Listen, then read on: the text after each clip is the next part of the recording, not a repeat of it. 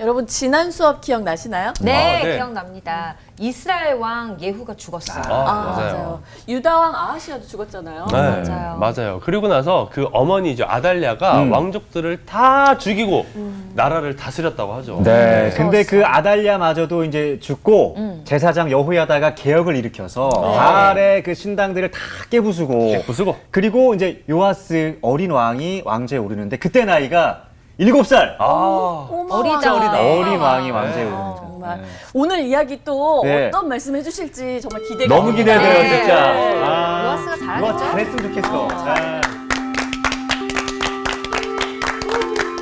안녕하세요. 안녕하세요. 별일 없이 잘 지냈죠? 네. 네.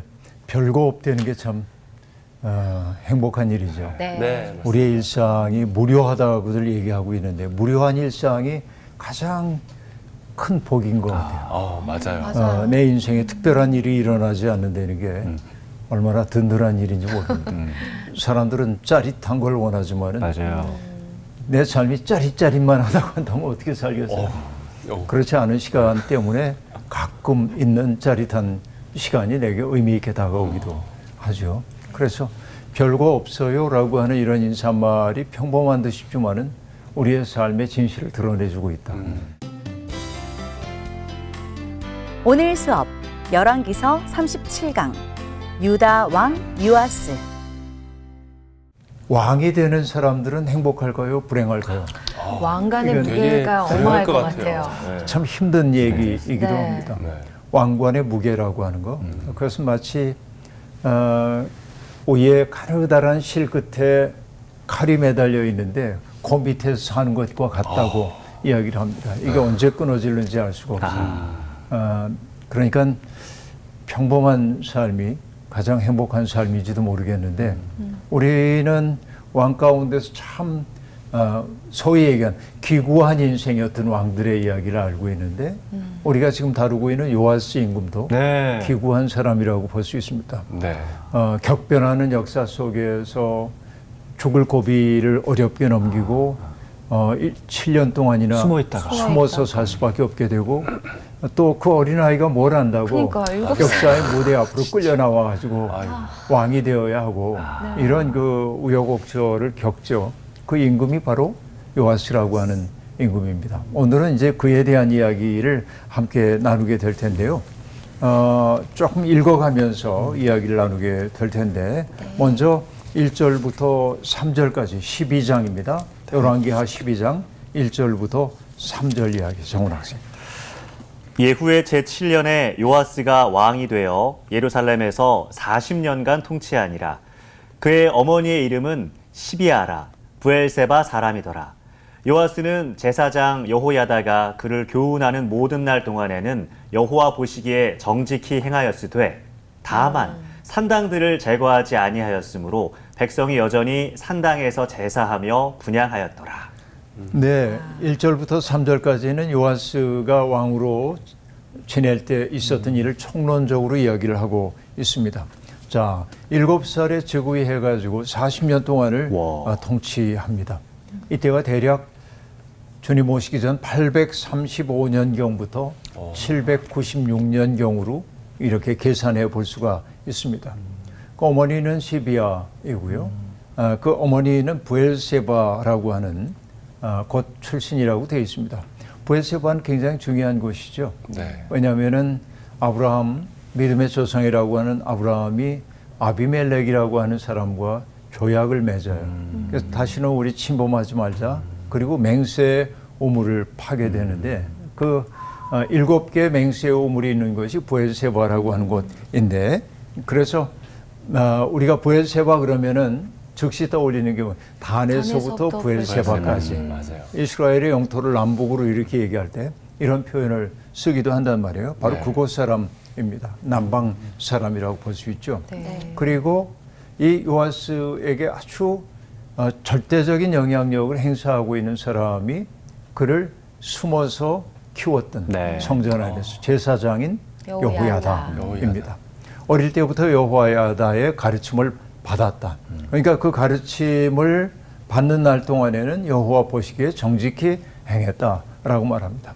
여러분 어린아이들은요 네. 스폰지 같아요. 스폰지 맞아요. 같아가지고 뭐 쑥쑥쑥쑥 빨아들이죠. 네.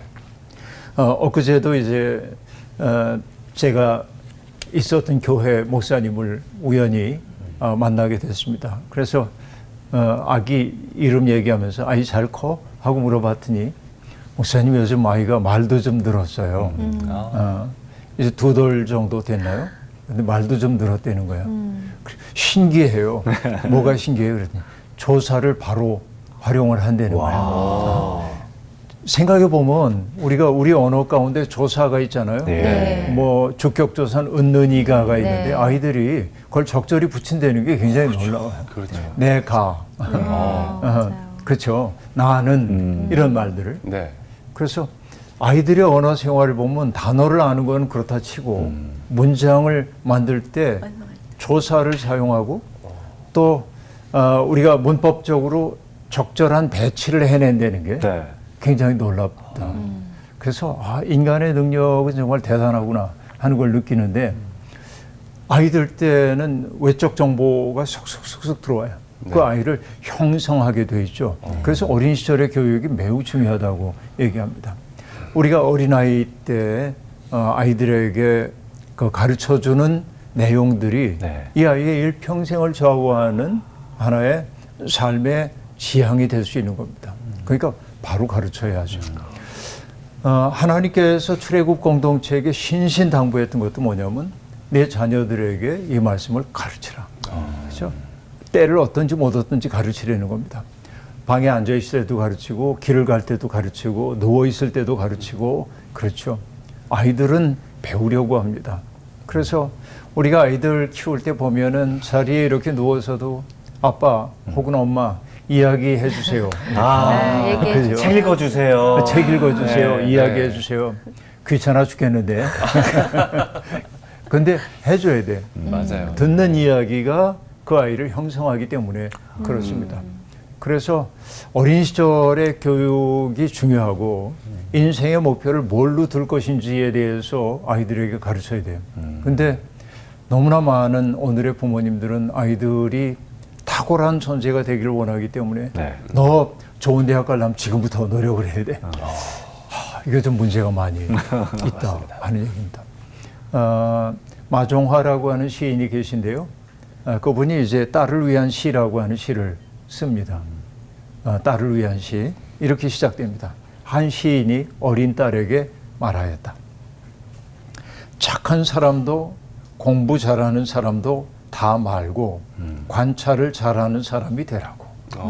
자, 우리는 어떤 사람에게 아이들에게 착하게 살아야 돼, 착한 사람 돼야 돼, 거짓말하면 안 돼 이렇게 얘기하죠. 네. 근데 착한 사람이 되라는 것은 좋은 교훈이지만 이게 강박관념이 되면 착해야 한다고 하는 생각 때문에 자기가 내적으로 힘들어질 때가 있어요.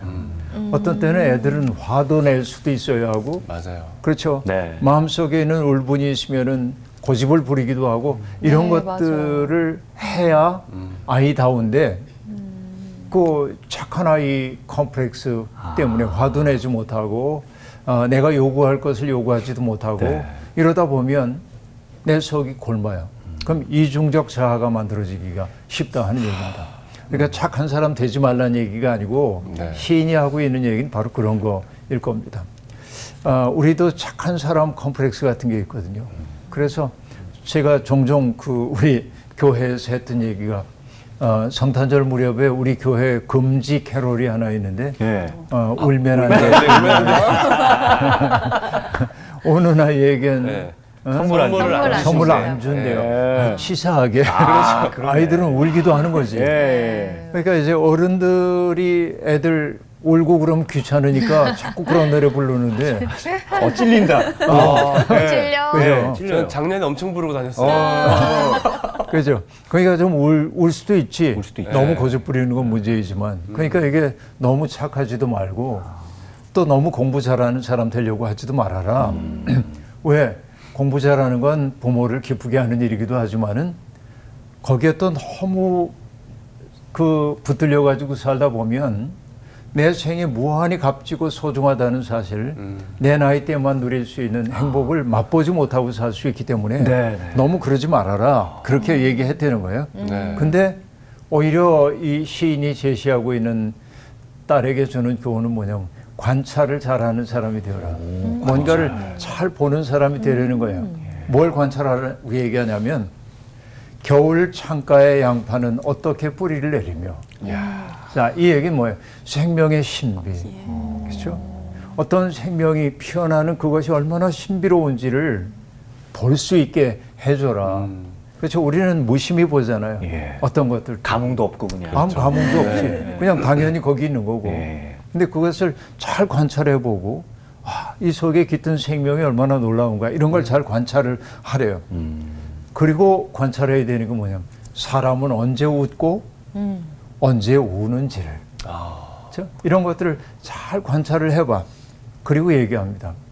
오늘은 학교에 가서 도시락을 안 싸온 아이가 누구인지 살펴서 함께 나누어 먹기도 하라고. 지금은 다 급식을 하니까 도시락 싸갈 일이 없지만 네. 이건 급식 이전에 나온 시이기 때문에 옛날에 배 고른 사람들 참 많았거든요. 그러니까 다들 도시락 꺼내놓고 먹는데 혼자 밖으로 나가지고 수돗물 틀어놓고 입을 대고 물 마시고 그런 사람이 꼭 있었어요. 옛날에는.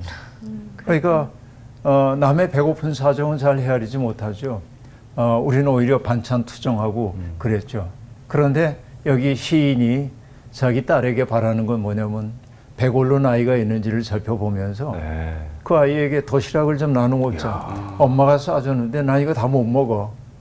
네가 좀 도와줄래? 이런 식으로. 이러한 사람이 되라고 얘기하고 있는 거죠. 우리 한번 생각해 볼 지점이 바로 그 대목에 있겠는데 여호야다가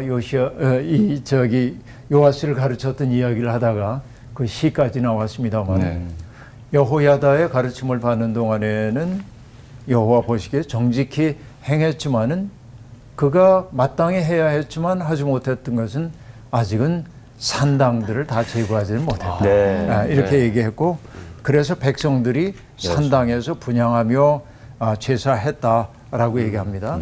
그 다음 대목 볼게요. 4절부터 8절입니다.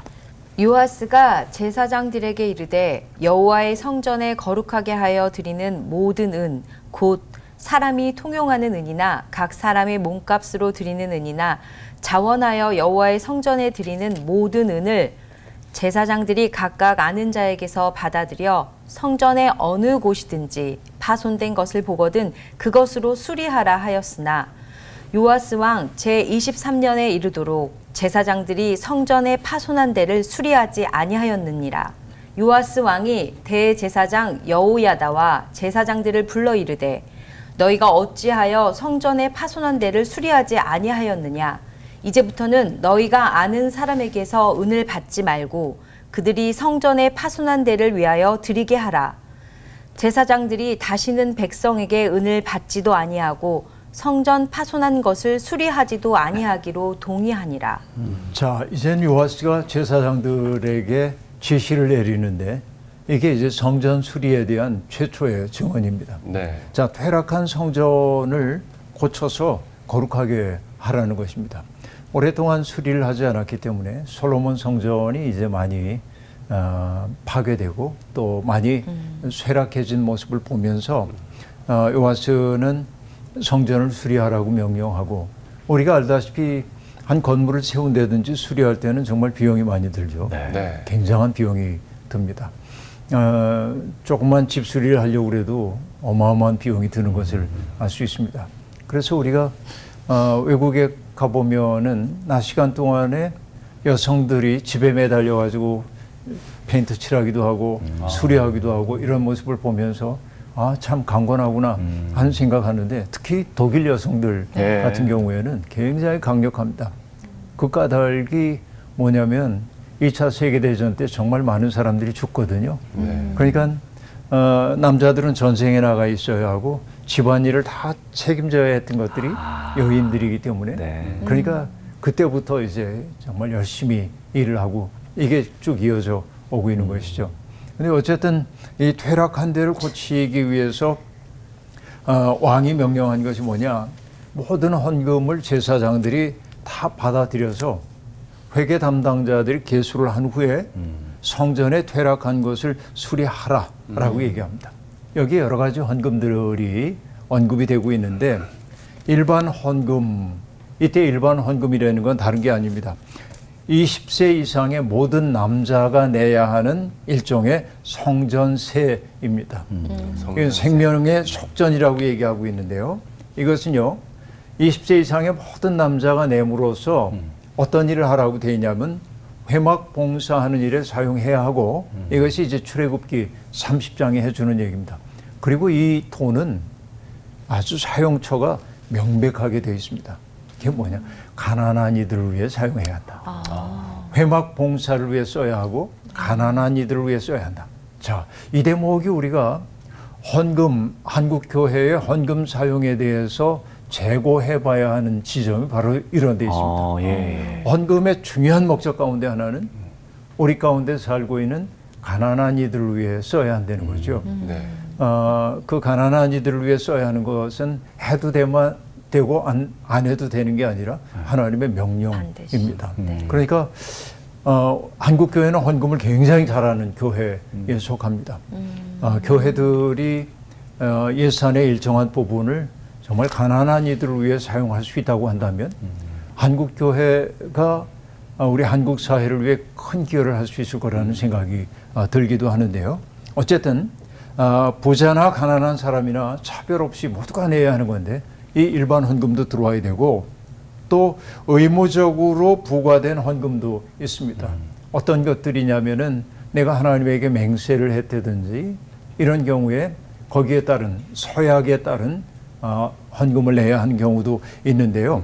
그러니까 내 몸을 하나님께 바칩니다 라고 얘기했지만은 그럴 수 없는 형편이 내게 생겼을 때 하나님께 속전을 바쳐야 하는데 이것을 이제 의무적으로 부과된 헌금 그럽니다. 서원 예물이죠, 일종의. 레위기 27장을 보면은 그 헌금에 대한 얘기가 나오는데 20살부터 60살까지의 남자는 은 50세겔, 여자는 은 30세겔, 5살부터 20살까지의 남자는 은 20세겔, 여자는 은 10세겔, 1개월부터 5살까지의 남자는 은 5세겔, 여자는 은 3세겔, 60살 이상의 남자는 15세겔, 여자는 10세겔을 내야 한다. 가난한 사람들의 경우에는 형편껏 하면 된다. 이렇게 얘기합니다. 아주 세세하게 세분화되어 있습니다. 그러니까 이것은 어떻게 보면은 그 헌금을 세분화함으로써 사람들의 형편에 따라서 하라고 하는 교훈이 여기에 주어지고 있습니다. 이 성경을 보면서 내게 탁 떠오른 게 하나 있는데 네. 여러분 미국의 단목전쟁이 벌어졌을 때 링컨 대통령의 게티스버그 연설이 유명하죠. 네. 그 굉장히 유명한 연설이죠. 몇 자 되지도 않는 명문이죠. Of the people, by the people, for the people 한 그 대목이 나오는 그 연설이죠. 근데 이 게티스버그라고 하는 것이 남군과 북군이 전쟁 벌어져가지고 수없이 사상자가 났던 것이에요. 거기에서 전몰 용사들을 생각하면서 연설을 했던 장소인데 그 게티스버그라고 하는 곳에 남북 전쟁을 기념하기 위한 박물관이 있습니다. 제가 그 박물관에 가본 적이 있는데 박물관을 쭉 둘러보다가 어느 한 팜플렛에 눈길이 갔습니다. 그건 뭐냐면 노예 판매 공고문이었습니다. 노예를 판매하는데 이렇게 되어 있는데요. 1852년 9월 22일 오후 1시부터 조지아주에 있는 페어그라운드에서 노예 판매를 합니다. 이렇게 이제 공고를 합니다. 그러면서 그 노예들의 이름과 나이 그리고 옆에 가격이 쭉 매겨져 있습니다. 그러니까 노동력이 있는 사람들, 젊은 사람들, 20대, 30대들은 700 내지 1200불 이상의 값이 매겨집니다. 노인과 아이는 대개 600불 이하인데 한 살짜리도 나옵니다. 그래요. 한 살짜리가 400불이고요. 그리고 69세인 사람은 200불인가 뭐 이렇게 나와요. 그러니까 사람의 가격이 탁 매겨져 있습니다. 그런데 더 기가 막힌 게 뭐냐면 거기에 현찰로만 구매할 수 있습니다. 아이고. 그리고 2시간 내에 데려가야 합니다. 계약이 이루어지고 나면 네. 2시간 내에 데려가야 합니다. 그 다음에 뭐라고 하냐면 맨 밑에 해가 나도 진행되고 비가 와도 진행합니다. 이게 노예 마켓입니다. 이게 불과 200년도 안 된 미국에서 벌어졌던 사건입니다. 그러니까 어떤 사람들을 값을 매겨가지고 물건으로 취급했다고 하는 부끄러운 역사가 있는데 네. 오늘은 이런 세상이 아닌 것처럼 보여지지만은 그러나 우리도 알게 모르게 이렇게 사람들에게 값을 매기는 이것이 일상화되어 있는 세상에 살고 있는 것이 분명합니다. 어쨌든 의무적으로 부과된 헌금 얘기를 하다가 그 지점으로 갔습니다마는 오늘 나도 사람들의 값을 매기고 있지 않은가 한번 반성해 보자는 뜻이었고요. 그 다음에 자원하여 드리는 헌금도 받아서 성전을 수리하라고 얘기했는데 성경은 얘기합니다. 요하스 왕 23년이 될 때까지 지시가 이행되지 않았다라고 말합니다. 예. 이게 속상했어요. 네. 성전을 만든다든지 개축한다든지 혹은 수리하는 것은 왕들이 얼마나 경건한지를 보여주는 징표적 사건일 수 있습니다. 네. 그런데 지시가 이행되지 않았기 때문에 요하스 임금은 좀 화가 이렇게 납니다. 그러니까 이 제사장들이 왕의 지시를 무시했던 것은 왕권이 그만큼 약하다고 하는 뜻이기도 하고, 그러니까 제사장들이 왕은 우리 수하에 있어, 손아귀에 있어. 그러니까 우선순위를 왕의 명령을 따르지 않고 자기들의 방식대로 우선순위를 정했기 때문에 이런 일이 벌어졌을 겁니다. 왕은 이제 나이가 들 만큼 들었어요. 30살쯤 됩니다. 네. 그래서 여호야다 대제사장과 제사장을 불러서 책망하고 이제부터는 회계 담당자들이 제사장을 거치지 않고 수리 책임자에게 직접 돈을 건네줄 것을 지시하고 있고 제사장들이 비로소 오케이 받아들입니다. 그 얘기는 뭐죠? 왕권이 강화된다. 네. 이걸 이제 보여주는 대목입니다. 그 다음 얘기가 등장하는데요. 9절부터 16절까지 정원 씨. 제사장 여호야다가 한 궤를 가져다가 그것의 뚜껑에 구멍을 뚫어 여호와의 전문 어귀 오른쪽 곧 제단 옆에 두매 여호와의 성전에 가져오는 모든 은을 다 문을 지키는 제사장들이 그 궤에 넣더라. 이에 그 궤 가운데 은이 많은 것을 보면 왕의 서기와 대제사장이 올라와서 여호와의 성전에 있는 대로 그 은을 계산하여 봉하고 그 달아본 은을 일하는 자 곧 여호와의 성전을 맡은 자의 손에 넘기면 그들은 또 여호와의 성전을 수리하는 목수와 건축하는 자들에게 주고 또 미장이와 석수에게 주고 또 여호와의 성전 파손한 데를 수리할 제목과 다듬은 돌을 사게 하며 그 성전을 수리할 모든 물건을 위하여 쓰게 하였으되 여호와의 성전에 드린 그 은으로 그 성전의 은 대접이나 불집게나 주발이나 나팔이나 아무 금 그릇이나 은그릇도 만들지 아니하고 그 은을 일하는 자에게 주어 그것으로 여호와의 성전을 수리하게 하였으며 또 그 은을 받아 일꾼에게 주는 사람들과 회개하지 아니하였으니 이는 그들이 성실히 일을 하였음이라. 속건제의 은과 속죄제의 은은 여호와의 성전에 드리지 아니하고 제사장에게 돌렸더라. 네, 여기 보면 이제 성전 수리하는 경과에 대한 이야기가 나오는데 여호야다 제사장이 대제사장이 궤를 하나 가져다가 뚜껑에 구멍을 내고 그것을 주님의 제단 옆에 갖다 뒀습니다. 과거에는 어떻게 했어요? 제사장들이 받았어요. 네. 그렇죠.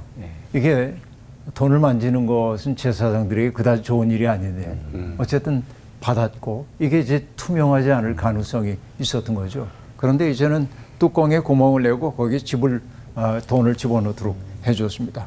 문을 지키는 제사장이 그 옆에 있었죠. 백성의 헌금을 수납하는 책임을 졌던 사람입니다.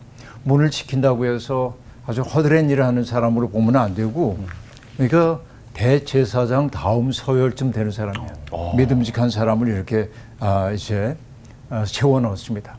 그러니까 백성들이 은을 가져오면 궤에 집어넣었다는 얘기고, 궤가 가득 차면 임금의 서기관과 대제사장이 돈을 쏟아내 가지고 개수했습니다. 투명하게 하기 위해서. 여러분, 헌금이 조심스럽게 다루어져야 하는 것은 매우 중요하죠.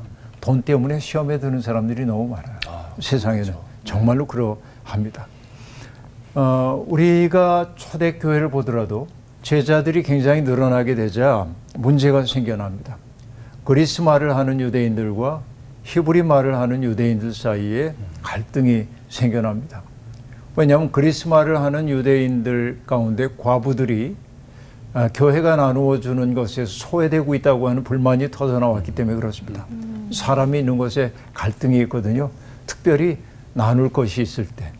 그러니까 사도들은 이 문제 때문에 골머리를 앓게 됩니다.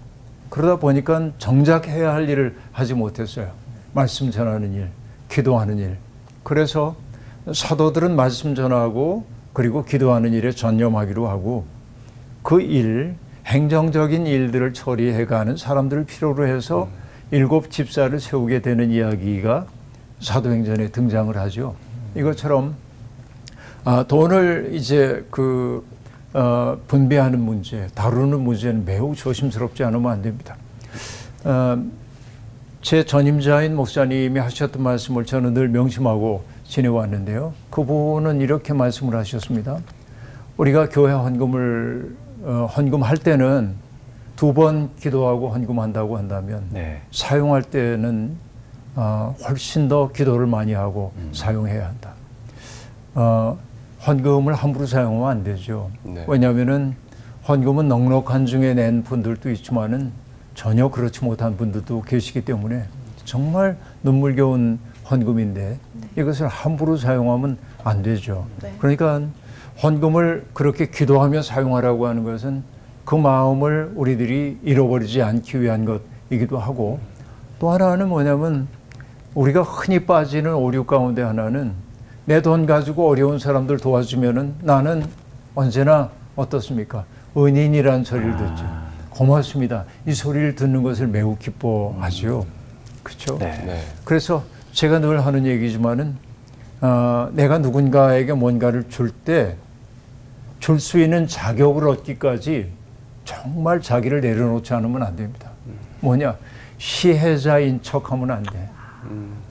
그래서 저는 우리 성도들에게 늘 얘기하는데 기독교인들이 잘 쓰는 말 가운데 하나가 베풀며 산다 이런 얘기예요. 베푼다.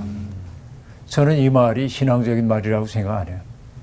내가 베푼다라고 얘기할 때 나는 뭐예요? 위에 그 사람보다 우위에 있는 존재, 계급이 만들어져요. 베풀매 대상인 사람들은 뭐죠? 수혜자예요. 그러니까 시혜자와 수혜자가 나누어져요. 수혜자는 언제나 시혜자에게 고맙습니다라고 말하는 역할이 주어져요. 그런데 마음속엔 그늘이 생길 수도 있어요. 왜? 저 사람들이 돈을 가지고 우리에게 주고 있기 때문에 내가 자존심을 굽히고는 있지만은 저 사람이 주고 나서 자기 만족에 겨워하는 표정 보면 별로 안 좋거든요. 이게. 그러니까 베푼다는 생각을 하면 안 돼요. 하나님이 주신 것을 나눌 뿐이죠. 이런 겸허함이 필요해요.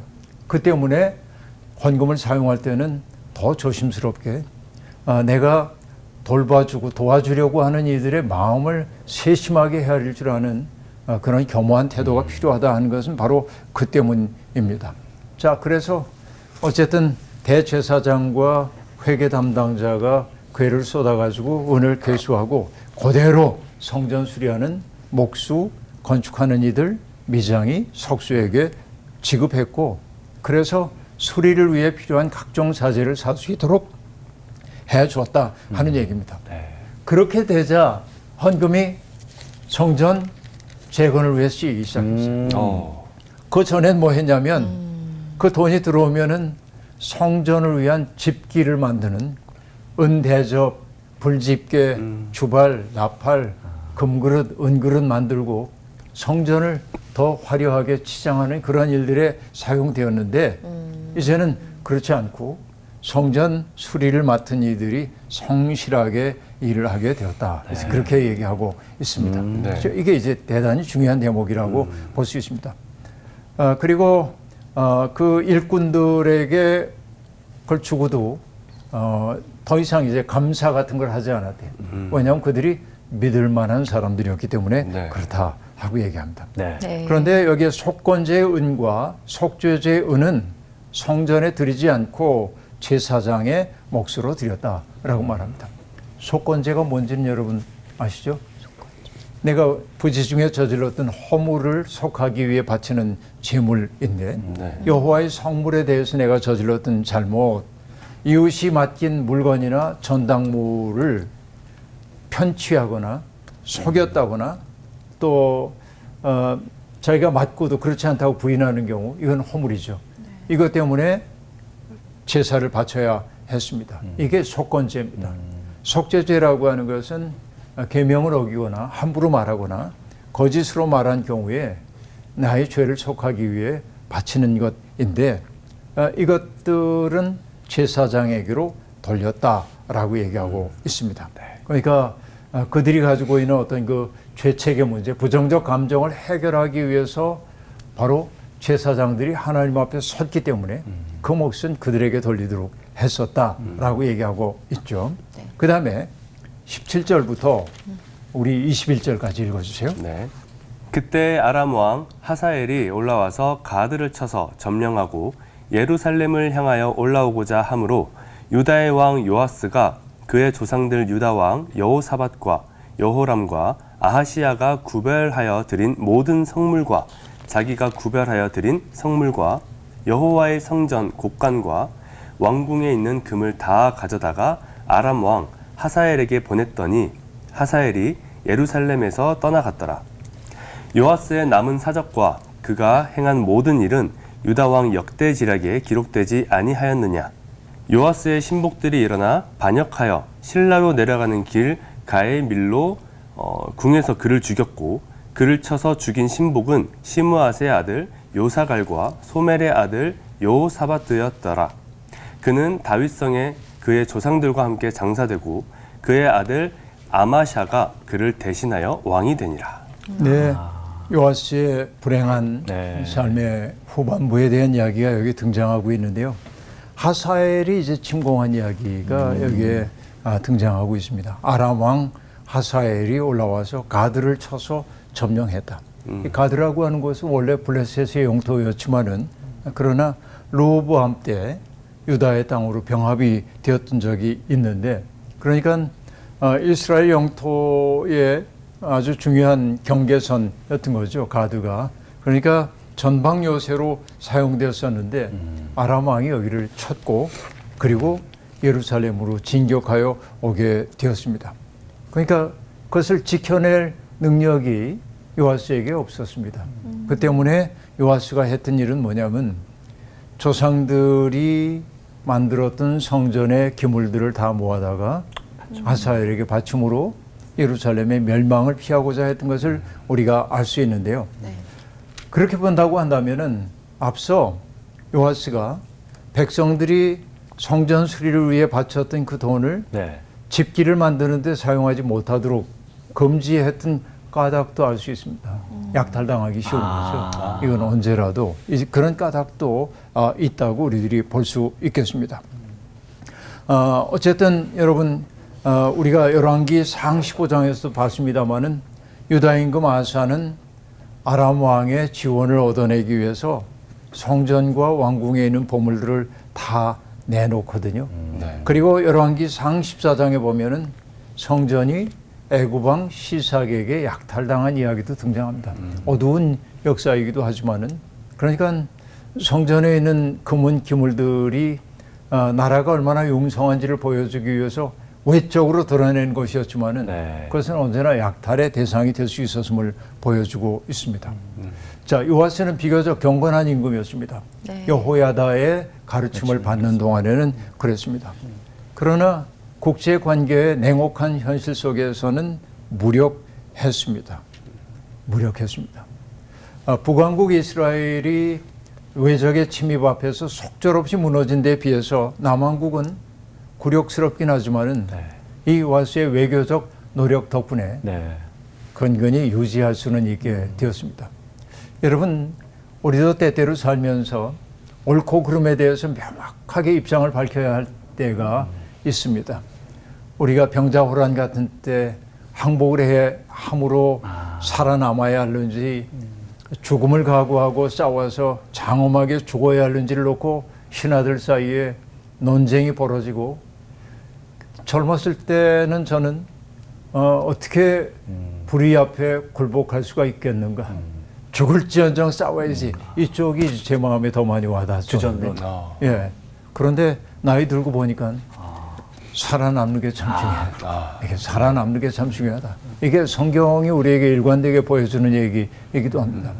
에스겔 16장에서도 보면은 피투성이가 될 망정 살아남으라 하고 부탁하는 장면이 등장하는데 내 생명을 부지한다고 하는 건 중요해요. 그래서 예레미야도 뭐라고 얘기합니까? 바벨론의 포로로 잡혀가 있는 사람들에게 우리가 금방 해방될 거라고 하는 그릇된 희망을 품지 말고 아직도 우리가 여기서 지내야 할 시간이 많이 있음을 인정하고 이곳에서 집도 짓고 시집도 가고 장가도 가고 포도원도 가꾸고 그리고 자녀들을 잘 키우려는 거예요. 그리고 너희들의 원수들 잡아간 사람들의 평안을 위해 빌려는 거예요. 어떻게 보면 굴욕적으로 보이지만 그래야 너희들도 살아남을 수 있다는 거죠. 살아남는 게 참 중요했습니다. 그러니까 요아스가 어쨌든 아주 이상적인 정치를 했다고는 볼 수 없지만 이 요아스의 사적 이야기는 우리에게 살아남음의 중요함을 보여주기도 합니다. 그러나 어쨌든 요아스의 삶은 결국은 비극으로 끝나는 것을 알 수가 있습니다. 신하들이 일어나서 음모를 꾸며 신라로 내려가는 그를 밀로 궁에서 죽였다라고 말합니다. 거의 시혜자들의 이름도 등장합니다. 시므아스의 아들 요사갈, 소멜의 아들 여호사밧. 그들이 요아스를 왜 시해했는지는 드러나지 않습니다. 그 모반 행위가 왕가 전체를 향하고 있지는 않습니다. 왜냐하면 왕을 제거하는 일만 하고 왕가의 사람들을 학살하지는 않았기 때문에 그렇습니다. 그러니까 어쩌면 이 요아스를 제거한 것은 하사엘이 유다의 영토를 깊숙이 유린할 때까지 방어를 하지 못한 왕에 대한 책임을 물은 것이 아닌가 하는 생각을 해보는 것입니다. 나중에 살해자들은 결국은 아마시아에 의해 처형되지만 한동안 그들이 그런 쿠데타를 벌이고도 도피하지 않은 것을 볼 때 그들은 자기들의 행위가 정당하다고 느꼈던 것이 분명합니다. 어쨌든 이 비운의 임금 요아스가 세상을 떠나면서 그의 아들인 아마시아가 왕이 되었다고 얘기하고 있습니다. 근데 여러분 이 요아스의 이야기를 보는 동안 우리가 한 가지 주목하지 못했던 것이 하나 있습니다. 보통은 이 왕이 잘못한 일을 저지르거나 백성들이 잘못할 때 예언자들이 등장해서 꾸짖는데 예언자가 여기 등장하지 않고 있습니다. 다만 제사장들이 국정 운영에 깊숙이 개입하고 있음을 보여주고 있고 그 다음에 왕이 뭔가 새로운 세상을 만들려고 노력하는 얘기만 등장할 뿐 예언자들이 여기에 등장하지 않고 있음을 우리가 알 수 있습니다. 그러니까 어쨌든 북왕국에서는 예후 혁명으로 말미암아 피비린내 나는 혁명의 소용돌이가 나라를 약화시켰다고 한다면 여기에 불행한 사건이 벌어지기는 했으나 유다라고 하는 나라가 그런대로 유지될 수 있었던 까닭이 바로 왕들이 나름대로 개혁을 하려고 애를 썼기 때문이다. 이것을 넌지시 깔고 있음을 알 수 있습니다. 오늘 그 얘기 가운데 그래서 여러분 이 요아스가 여호야다의 지시를 여호와의 가르침을 받는 동안에는 여호와에게서 뜻에서 멀어지지 않았다 하는 이 이야기를 보면서 오늘 우리들에게 항상 하나님의 말씀이 우리의 삶의 가이드 역할을 하고 있는지 생각해 봐야 하고 우리는 요아스가 어렸기 때문에 그렇다고도 볼 수 있지만은 영적으로 우리들이 여전히 독립적인 삶을 살지 못하고 있다고 한다면 언제나 하나님의 말씀을 가이드 삼아 가지 않으면 어긋난 길로 갈 수밖에 없겠다 하는 생각을 해봅니다. 주님의 말씀이 우리의 발 앞을 비추는 빛이 되기를 바랍니다. 고맙습니다. 고맙습니다. 감사합니다.